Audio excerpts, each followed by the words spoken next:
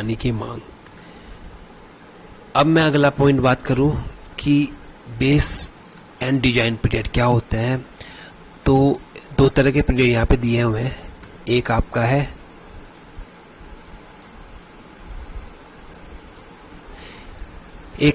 है आधार पीरियड या आधार अवधि, और दूसरी आपकी डिजाइन अवधि। तो अगर मैं बेस पीरियड की बात करूं तो बेस पीरियड सिर्फ वो पीरियड होता है जिसमें कोई भी वाटर सप्लाई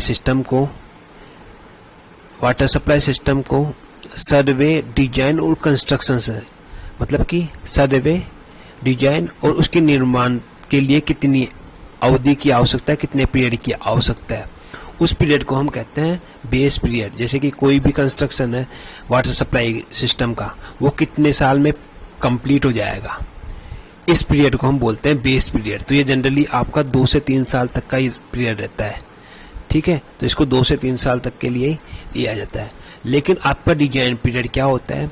डिजाइन पीरियड वो पीरियड होता है जिसके लिए कि आपकी जो वाटर सप्लाई की जो योजना है, जो प्लानिंग है, वो की जा रही है कितने सालों के लिए, कि ये वाटर सप्लाई योजना आपकी कम्युनिटी को कितने सालों तक पानी पिलाएगी, यही डिजाइन पीरियड होता है। तो ये जनरली ग्रामीण क्षेत्रों में 15 से 20 साल लिया जाता है और शहरों में ये जनरली 30 साल लिया जाता है। तो ये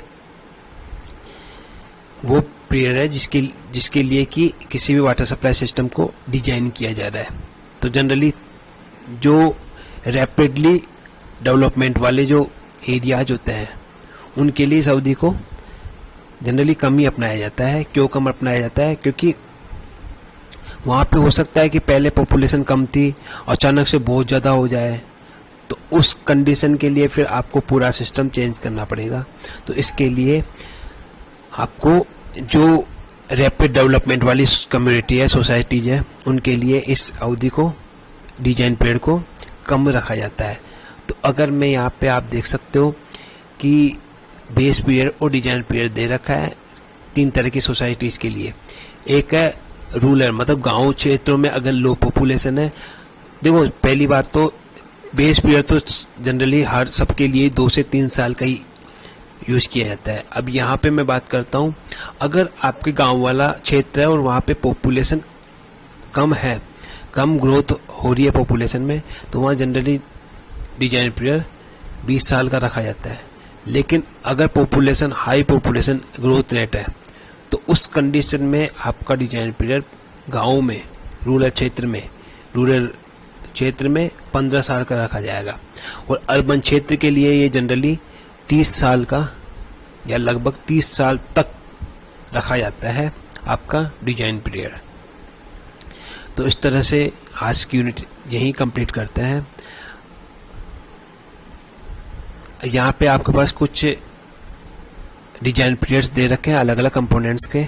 तो यहाँ पे आप देख सकते हो, सबसे पहले अगर मैं डैम की बात करूँ तो डैम के लिए जनरली 50 साल का पीरियड दिया हुआ है डिजाइन पीरियड। तो डैम जनरली इतने ही 50 साल के लिए ही डिजाइन किया जाता है।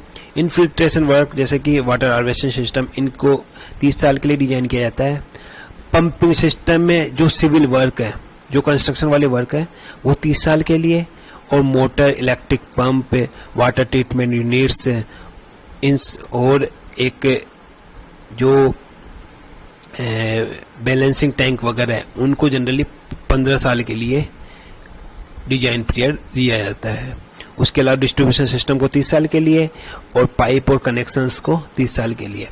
अब यहाँ पे एक क्वेश्चन बनता है आपका कि ठीक है, डैम को आपने 50 साल के लिए दिया, उसके बाद में कई सारे इक्विपमेंट्स को तो आपने 30 सालों के लिए डिजाइन किया और कई सारों को 15 साल के लिए ही डिजाइन किया। तो ऐसा डिफरेंस क्यों?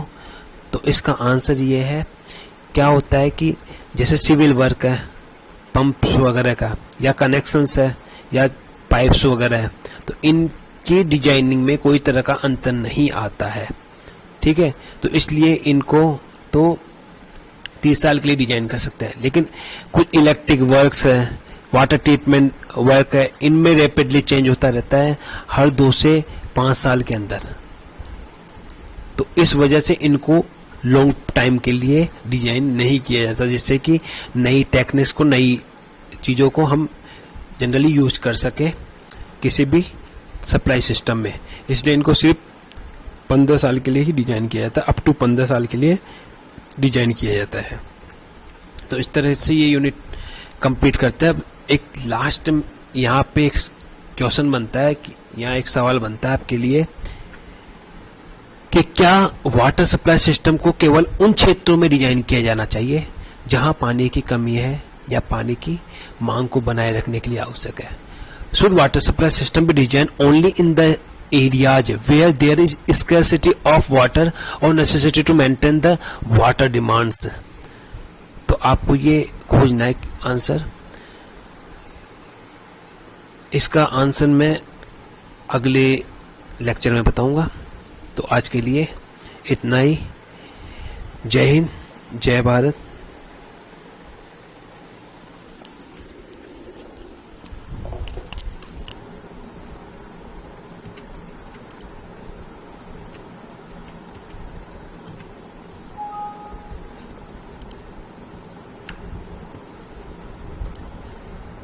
क्वेश्चन पूछा था कि क्या वाटर सप्लाई सिस्टम केवल उन क्षेत्रों में डिजाइन किया जाना चाहिए जहां पानी की कमी है या पानी की मांग को बनाए रखने के लिए आवश्यक है। तो इसका आंसर होगा नहीं। क्यों? क्योंकि आपके वाटर सप्लाई सिस्टम सिर्फ ये काम नहीं करता कि जहाँ पे पानी की कमी है वहीं पे पानी दिया जाए। वाटर सप्लाई सिस्टम आपकी गुणवत्ता इन सबको भी बनाए रखता है पानी की। तो आपको एक गुणवत्ता वाला पानी उपयोग करने के लिए आपको वाटर सप्लाई सिस्टम डिजाइन करना पड़ता है। तो इसलिए the answer is no, because water supply system doesn't only helps to maintain the water demand but also maintain the quality of water. It helps to provide good quality of water suitable for drinking purpose, which is in accordance with WHO and National Drinking Water Quality Standards. तो जो WHO राष्ट्रीय पेयजल गुणवत्ता मानक है, उनके according जो अच्छी गुणवत्ता वाला पानी है उसको प्रदान करने की भी में भी मदद करता है आपका वाटर सप्लाई सिस्टम। तो इसलिए वाटर सप्लाई सिस्टम इसलिए आवश्यक होता है। अब अगर मैं यहाँ पे डिजाइन पीरियड की बात करूँ तो आपने डिजाइन पीरियड क्या होता है ये आपने देख ही लिया। अब डिजाइन पीरियड का सिलेक्शन किन किन बेसिस के ऊपर करते हैं, तो डिजाइन अवधि का चयन करने का जो आधार है वो हमारे पास यहाँ पे 6 तरह के सिलेक्शन बेसिस है। पहला है हमारा पॉपुलेशन ग्रोथ रेट या जनसंख्या वृद्धि दर। दूसरा हमारा है डेवलपमेंट ऑफ कम्युनिटी या जो कम्युनिटी है उसका विकास कैसा है।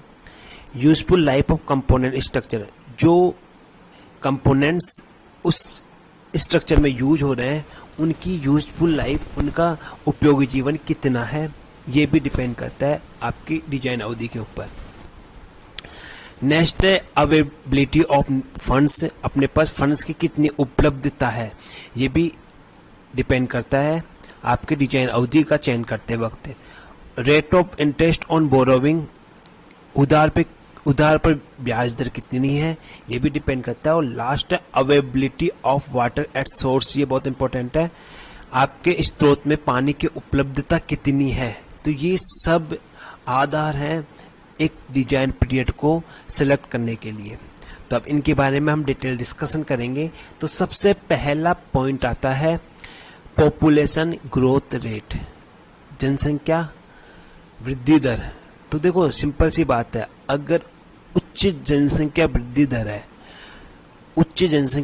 दर है तो आपको डिजाइन पीरियड कम रखना पड़ेगा। क्यों? क्योंकि अगर आपने वृद्धि दर ज़्यादा है और आपने डिजाइन पीरियड भी ज़्यादा रख दिया तो फिर क्या होगा, आपको चेंज करना पड़ेगा। अगर जनसंख्या इसमें जो आपने डिजाइन क्राइटेरिया रखा है उससे बियॉन्ड चली गई तो फिर आपको पूरा सिस्टम चेंज करना पड़ेगा। इसलिए आपको अगर जनसंख्या वृद्धि दर ज़्यादा है तो आपको डिजाइन अवधि कम रखनी पड़ती है, और इसी का उल्टा फिर आगे हो जाता है कि अगर वृद्धि दर कम है तो डिजाइन अवधि ज़्यादा रख सकते हैं।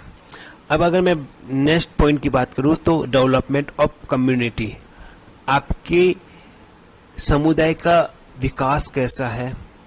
अगर सिंपल सी बात है, अगर तेजी से विकास हो रहा है उस कम्युनिटी का तो आपको डिजाइन अवधि छोटी लेनी पड़ेगी।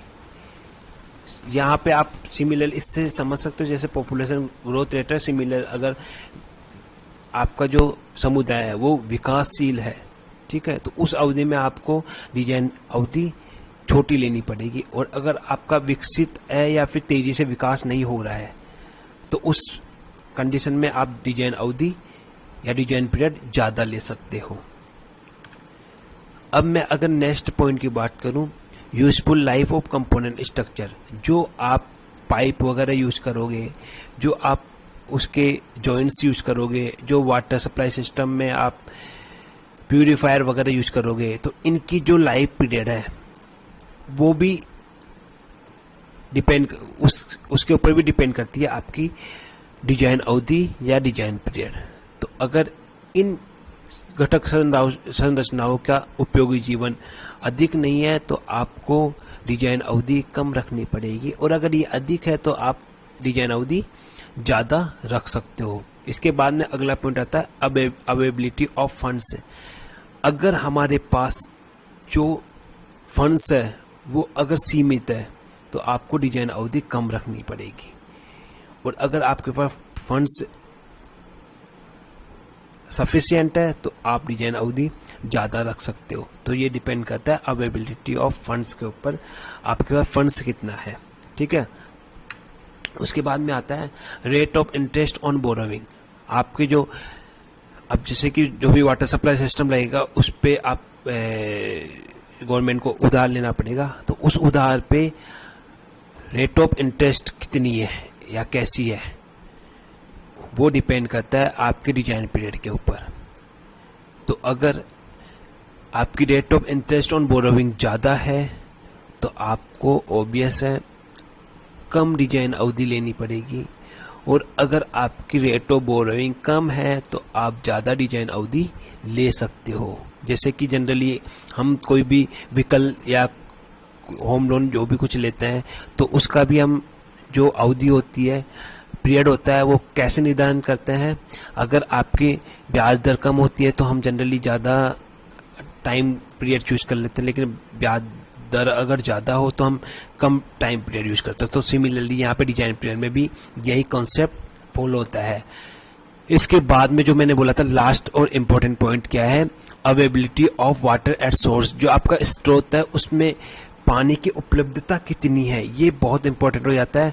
अगर आपके पास स्रोत में पानी की उपलब्धता कम है तो उस स्थिति में आपको छोटी डिजाइन अवधि आपको यूज करनी पड़ेगी, क्योंकि आपने 30 साल के लिए डिजाइन कर दिया और उस पता चला कि पानी 15 साल में ख़त्म हो गया, तो आपकी जो 15 साल वाली जो डिजाइनिंग थी वो तो वेस्ट चली गई ना। तो जनरली जैसे कि मैं फॉर एग्जांपल बात करूँ, जयपुर के अंदर पानी पहले सप्लाई होता था रामगढ़ डैम से, ठीक है, रामगढ़ डैम से पानी की सप्लाई होता था, वो 15 साल तक ही पानी की सप्लाई कर पाया, उसके बाद में पानी ख़त्म हो गया उसके अंदर। अब अभी फिलहाल बिसरपुर डैम से पानी आता है वहाँ पे। तो अगर रामगढ़ डैम का जो सप्लाई सिस्टम था वो 30 साल के लिए डिजाइन कर लेते हैं तो फिर तो यहाँ पे 15 साल के लिए तो वेस्टेज हो जाता। इसलिए आपके पानी की उपलब्धता कितनी है इसके ऊपर डिपेंड करता है आपका डिजाइन पीरियड। तो इस तरह से हमने 6 बेसिस देख लिए डिजाइन पीरियड को सेलेक्ट करने के। तो इस तरह से आज के लिए इतना ही। जय हिंद, जय भारत।